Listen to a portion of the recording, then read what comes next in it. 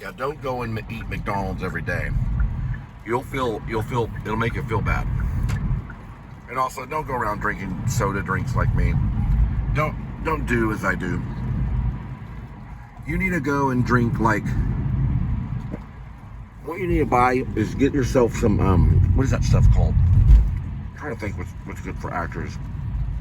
I'm an actor, but I need to eat better. Which I'm trying to do. I'm gonna try to go back to Central Market and get those salads. I love those salads so much. I was craving one yesterday. A salad bar. What you want to do is you want to get like what's it called? It's like pressed juice. Yeah, that stuff's good. It was invented in New York. It's basically like so I'm chewing it here. It's like a I'm trying to think what it is. Cold press. Yeah. I just remembered because I ate this burger. It's called cold press. You want to get some cold press drinks? Look, they destroyed Odwalla and the Power Bar.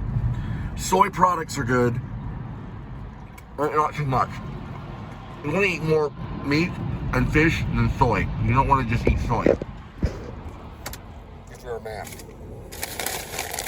Yeah. You want to have some of it though. There's nothing wrong with those Power Bars, which they still kind of have, but there's nothing wrong with like the Matrix bars and the you know, those can help because you don't want to eat just soy. That's how I lived in New York. I'd get Matrix bars, and I think that's why I kind of failed. I didn't eat right. I did eat like barley, and I'd mix the barley with like peas, and I would boil eggs. I ate eggs all the time. I was trying to be a vegetarian while I was there. I would jog everywhere. I was pretty skinny. I was about 100. I got there about 160 pounds, maybe 157. I might have been even 155. And I was 6 foot. And I think I got up to 170. I was like, dang, I'm getting fat. At 170, can you imagine how skinny that is for 6 foot? Well, 170 is not bad. But 150 is too, yeah, that's pretty skinny. I never got under 145 pounds in my entire struggle. Never once. And I'm asking Bradley Cooper to get down to 130, and that's bad. No less than 130 though. That's cruel. You don't want to get down to what's his name? Christian Bell. Yeah. You don't want to go below 130 as an actor. That's just enough right there.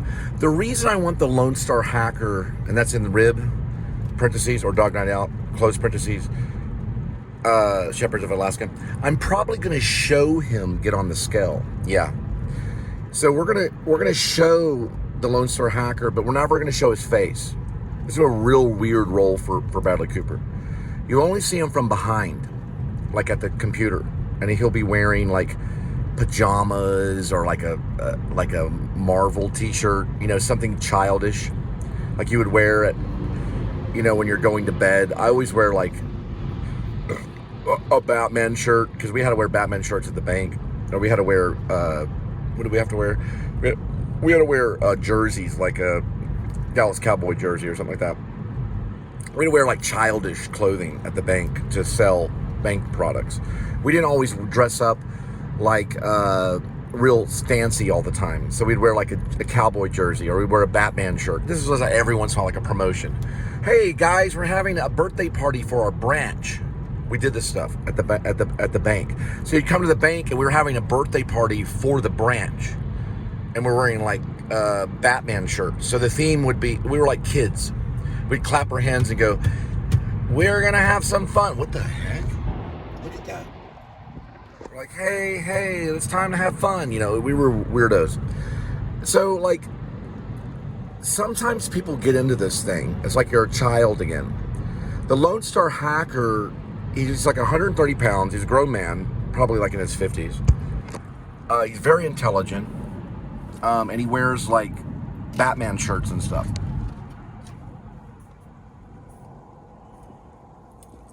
He might wear like, probably like a jersey to something. Maybe like a cowboy like the Cowboys, NFL, because he's probably hacked into shit where they send him free stuff in the mail. So he's going to have weird clothing. He's going to be like 130 pounds, very skinny. And he's going to like maybe not shave sometimes. And he's going to have a partner that lives with him. He's probably gay. I'm not going to show any gay stuff. I'm not going to show him kissing a guy. The guy's just going to be on the couch, and you're only going to see the guy like a silhouette, or you're going to see him from a distance, like at a 0.5. You know what a 0.5 is? It's like, basically that's a 1. This would be a 0.5. So you'd see him in a 0.5. That's what I call it. Some people call it fish eye. They have all these different names for it. Bird eye is usually from above. Fish eye is like, this is normal. This is fish eye. Whoa, what was that? Did you hear that? I don't know what that was. I know this will go off, so it was something. We'll look later. So he's going to be kind of like kind of weird. And then he's going to have like a guy friend or something. He'll watch movies, like French movies, like Robert Bresson. Yeah, he'll have like the pickpocket on. And he'll be wearing like a cowboy, the Dallas Cowboys. Yeah, the Dallas Cowboys jersey. He'll be super skinny. And then maybe we'll be in his underwear. He won't wear briefs though, he'll have boxers, but they'll be sport boxers. And he'll be super skinny. Now, he's not like really unhealthy skinny, so he may do some sit-ups, and he may do push-ups, but he's going to be pretty skinny. And he's going to be able to hack really quick. Like, he's always going to be like in code. So you'll see on the screen, it'll just be code. It won't be like a normal screen. Linda did it the other day when she was playing Windy Willows. If you watch that vlog, it's amazing. It's 40 minutes. She hits the mouse, and it turns everything code. I think that was on the Dell. Yeah, she was on the Dell. He might use a Dell rather than an Apple computer to hack. The Apple computer won't allow it. It won't? Nah. The Apple computer would catch him. So he would be probably hacking with a Dell computer. You can't hack with an Apple computer. Security's too high. I've heard about it already. So you're going to hack with probably like a Dell or with like an Acer. He'll have those types of computers. Hey, watch Escaping the Mouse with Breck Roll. He's skinnier than Breck Roll. Breck Roll's a great YouTuber. He just bought a new computer just a few days ago. He's going to have a tower computer. And it's going to be like, not a gaming kind of computer, right? The gaming ones are cool. We're talking something with maybe like 10 terabytes. Yeah, it's going to be a super computer. It's going to be a big one. And he's probably going to have a modem about 4 feet tall. Stacked modem. It's crazy stuff going on. All these lights beeping. He's going to have VPN. He's going to bounce stuff all around. He makes a living off hacking. He gets all his clothing for free. His shoes are free. He gets like on cloud. He's got like 5 sets of on clouds. He's going to be able to hack all his food. They'll be delivered to his door. It's all health food. He eats a lot of Korean food. Yeah. Korean food sent to his door. Lots of Korean food. Korean food is usually in the ground. So what they do with the Korean food is they put it in it's like a vinegar almost kind of thing. And it stews, and they can keep it underground. Ooh, what was that? They can keep it underground and keep Korean food underground. It can last a long time. But he's going to get Korean food because he stocks up on food and stuff. Doesn't ever really go outside, ever. He's like a hermit. Yeah. Totally Bradley Cooper. So he's going to look a little like, think of, I don't want to go to The Machinist. I think that's crazy, right? But think of like 130 pounds would be pretty skinny for him. He's a big guy. He's only 6'1" or something. Yeah, he's like 6 foot. He's a big dude. But he's going to be skinny, like really skinny, and he's not going to have a lot of lines. We're just going to hear him typing. We might get into something somewhere in the Rib series. But I like this Lone Star hacker played by like a big movie star, and we don't really see his face. I like this idea. It's kind of an intellectual property of mine. But we know it's him, but we only see him from a distance, and he's very skinny. 130, probably about 130 pounds. He might smoke. Yes, he would probably smoke cigarettes. Probably American Spirit, the yellow ones. And he'll drink monster drinks. Probably like, you know the Blue Monster ones? They're Blue Monsters, right? They're the low-cal monsters. They have like a few calories in them, like 10 calories or something like that. I don't know exactly how many calories they have, but they're very lightweight. He likes to be skinny. The other guy, his partner, which we don't know his name, he's the unknown man kind of guy. He just lounges around like on a couch. We don't know if they're intimate or if they're lovers or anything like that. We don't know that. But he hangs out with him, and he probably just smooches off of him. Probably his drug dealer. Yeah, he's probably like a drug dude that gives him his weed and things like that whenever he wants it. But he gets everything through hacking. Now, he's actually very important to the police department, okay? Because if they need something done, they know a guy they can go to, and it's the Lone Star Hacker, right? And they can get things done through him, and they probably pay him pretty good. Probably through Bitcoin, maybe Bitcoin, or maybe he has a way, he has a few emails that he sends them, and through those emails they can pay him, and he sends them codes and stuff. They never turn him in because if something were to happen to him, he could cover their trail. He could even make a cop disappear, like, and change the name where they could go to Alaska or something. That's what ends up happening to Shep. Matt Deal knows him. He's like, look, I got a guy, you know. We call him basically the Lone Star Hacker. And he's going to be able to get you to safe passage to Alaska because we know you didn't do it, you know. They know he didn't kill this old man migrant that went missing. Now, Shep got him in, well, I'm not Shep, but Daniel Lucius Kopic's got him in trouble because so he knew him, not the Lone Star Hacker, but he knew Shep. Daniel did, right? And Daniel was not actually a police officer. He was impersonating one. So he had the same vehicle that the department would have, a cruiser number that was hacked in by himself, though. Daniel's also a hacker. And he hacked into the department. He hacked his badge. He hacked everything. So the department got the letter in the mail that he was coming. They got everything that they would get legitimately, the paperwork. It all came to the department. He was coming from, basically, he probably said New York, and he was showing up to become a cop.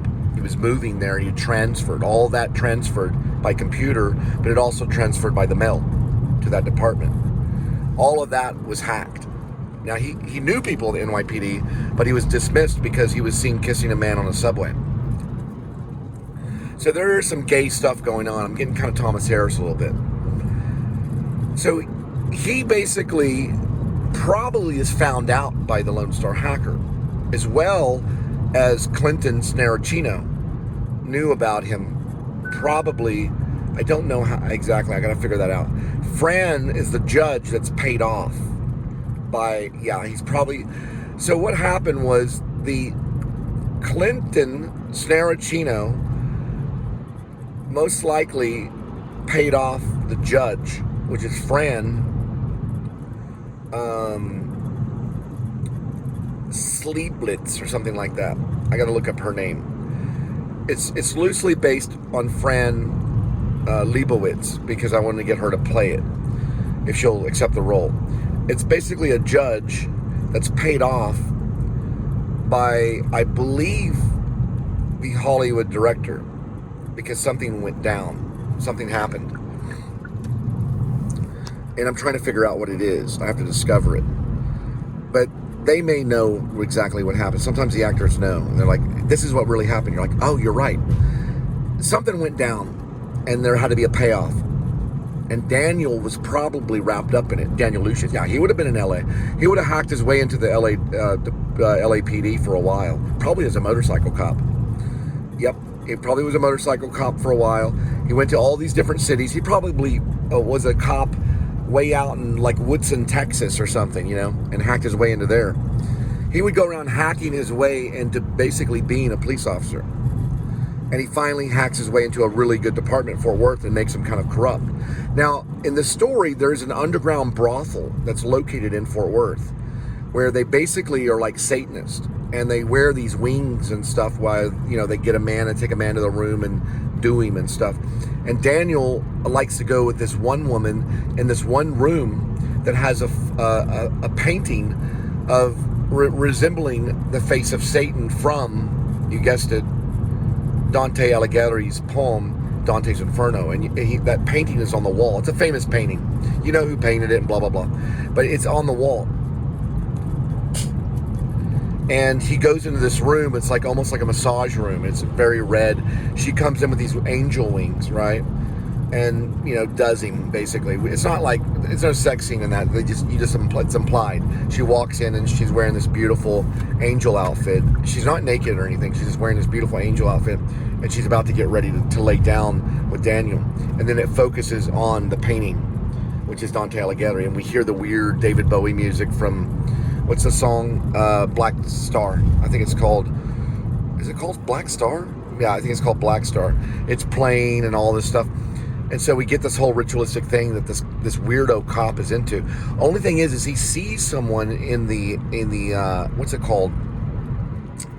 The lobby or whatever. It's like you go into this room and then there's like these couches and stuff, and then these women are dancing on, these like they're dancing in these cages, almost like a titty bar. It's like a titty bar, but it's more of a brothel. It's underground. It's actually underground, underneath the ground, under a warehouse. And there's mostly it's all red lights and stuff. They're really fancy. They use costumes and stuff. Think of Stanley Kubrick a little bit, and Eyes Wide Shut. And basically what ends up happening is he sees another cop, and it scares him. Daniel, he's like, oh my God. He sees another cop that's there, but he doesn't recognize him. He doesn't see him because another Fort Worth cop is there. So what he does is he wants to go back there, but he doesn't want to go back as Daniel. So he needs a cover if he goes in there. Now, some of the guys do wear masks that go there. They wear like a Commedia mask, or they'll wear the mask that you see in Eyes Wide Shut. They're like weird masks with the long noses. They're called Zani mask. They'll wear like a Zani mask, or they'll wear an Arlecchino mask, like a Commedia mask. Okay? So he figures out like, what kind of mask can I wear? And he kind of, in a way, gets on a crush with Shep. Shep's like a 20-something-year-old. Leo could play him. He could be in his 30s. Or Leo probably could play in his 30s or 40s. But Shep is, I don't know if I've given him an age yet. And if I did, it doesn't really matter. We can always change his age. But Shep is like a good-looking guy. He's someone that you look up to. And Daniel basically kind of wants to be him. So what he does is he befriends Shep. Daniel does, the evil lieutenant. He will basically befriend someone and become them. So he basically meets up with Shep, and they have, like, Shep has basically a wife named Kathy. We never really see her, but he talks about her. It's like a common law wife. She's not like a legal wife, but she's like common law. And they hang out and stuff, and she's out of town, or she goes and does her thing, whatever it is, and he's by himself, and he comes over to visit. Daniel does, and he does this a couple of times. We have a couple of scenes in this. It's going to be in the novel, and he basically drops a roofie. Is that what's called a roofie? It's where he puts on to sleep in his drink, probably his beer, while they're watching a ball game, probably a football game, probably the Cowboys, and he goes to sleep. Now, what he does is he puts the stuff over his face while he's asleep. Now, he gives him more. He injects him. So after he falls asleep, he gives him another sedative that really knocks his ass out. We don't know what that is. It's probably Cara whatever. Is it called Caratane or something? It's an injection that they use to calm people down. Cops use it. They have, and it's killed people, and it's dangerous. He gives that to him. It's basically a tranquilizer. It's like a horse tranquilizer. He goes completely to sleep. So Shep is out. He's like almost in a coma. And he covers his mask, or he covers his face with this thing called a death mask. So it covers the front part of the face. It covers the side where the ears are. It covers the whole entire head. And he puts 2 straws in his nose. And he makes them sit there for a very long time until it completely dries. And then he cracks it off of his face. So it's basically like, wow. And right there in the kitchen, he adds this, it's like almost like putty inside of the mask. Okay. He takes that after it dries. Shep is still completely out. And he still watches the ball game, probably eats some chips and stuff. And he puts that in a bag. So when Daniel gets home, he has the front and the back, the whole head of Shep. Shep wakes up like big old hangover. Daniel goes home, he takes it there, and he lets it dry for a very long time, a few hours, maybe through the night. Then he takes that negative out of the molded face, and that is the death mask of Shep. He decorates that with a latex and makes a mask of Shep, and he uses his computer. He has this computer thing where air goes into it and makes it like a real, they have them now, it makes it like a real mask where they can walk into a store and they look like a regular person. You can't even tell it's a mask. Spike Jonze experimented with it. A lot of people have experimented with it, but now it's become where you cannot even tell it's a mask. I'm serious. This is going on right now. And they could go into Walmart as another person and it looks exactly like that other person. That is exactly what Daniel Lucius Copex does, and becomes Shep Dwight East. And he goes to the brothel and parks his car there. Then he makes love as Shep with the mask on to one of the angels that are in the brothel, underneath the brothel. Then he leaves the vehicle there at the brothel. He takes a ride share to another truck, which is another police vehicle. He takes that vehicle, and that's when he finds the old old worker, migrant, the old migrant worker that I want Scorsese to play. He picks him up in that truck, which is probably an FPIU. It's a Ford Police Interceptor utility truck. Picks him up in that. Says if he needs a ride, get in. He gets in. The old man gets in. The old man only has one line. And I know what that line is. It's in Spanish. The line that he says in Spanish, and I'm going to say it in English, is beware, take care. That's the only line that the old migrant worker says. Now, Daniel takes the old migrant worker along the Trinity to a sidewalk that goes down, and it goes to a dead end where the bank is. It'll be cold outside. There'll be nothing but ice on the Trinity River. He gets behind the old migrant worker, who has a red bandana around his neck. He has a Western shirt, and he has ratty blue jeans and Travis Bickle-like boots and a Western belt. And he's just been released from prison. He's got a knot on the side of his cheek where he's been hit in the face, probably a few times. Now, the shot goes around from the point of view of the river, the Trinity River. And you see him standing behind the old migrant worker. And he asked him, I believe he asked him a question. I don't know exactly what it is. We'll have to go back to the vlog to find out what he asked him, but I've already found out what he asked him. I'll probably remember it. And the migrant worker just says in Spanish, beware, take care. That's all he says. He's pushed into the Trinity, and he lands onto this ice. We do not see it. We don't see him be pushed. We just see him say, beware, take care in Spanish. And I'll have to look that up. At least someone will tell me how to say it. Scorsese might know how to say it. And then the camera goes like this. And then we hear him hit the ice of the Trinity River. And then the camera goes back down, and we see Daniel just looking. And that would be Ray Fiennes looking into the river. You know, what he did. And right when that old man migrant hits that river, he goes into shock and dies because it's cold outside. Probably about, I'd say 10 degrees outside. We go back to a wide shot at the embankment on the other side of the river, and we see a body going into through the ice just for a minute and going underneath the ice from a very far distance.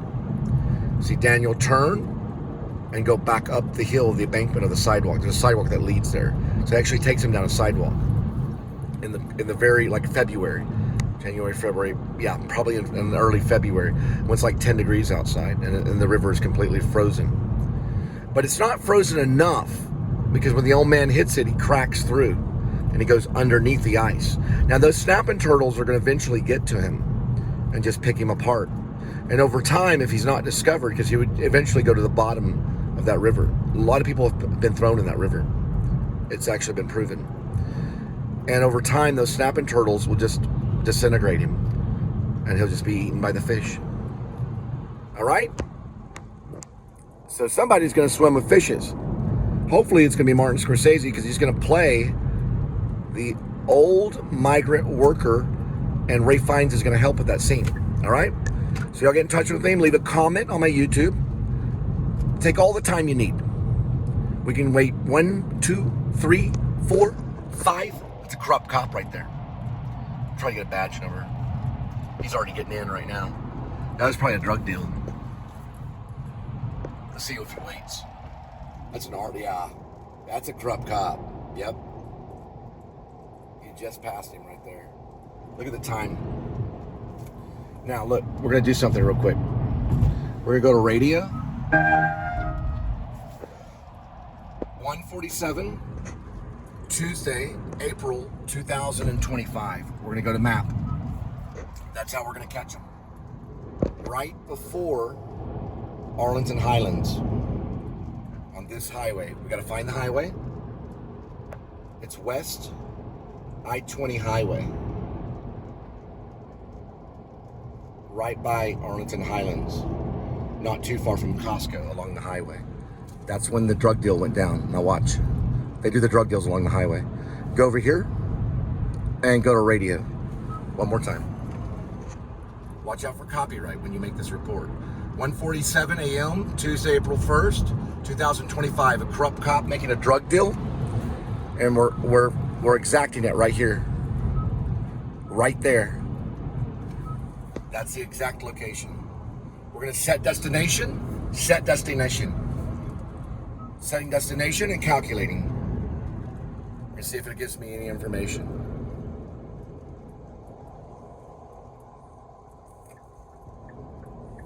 I-20, Ronald Reagan, Memorial Highway in Arlington. That's where it went down. Listen, those Arlington guys are the worst. Yeah, those Arlington cops, all of them are on drugs, 100% sure. Canceling route, we busted him, okay? We gotta find out what kind of drugs that cop just got just now, okay? Because he just did a drug deal.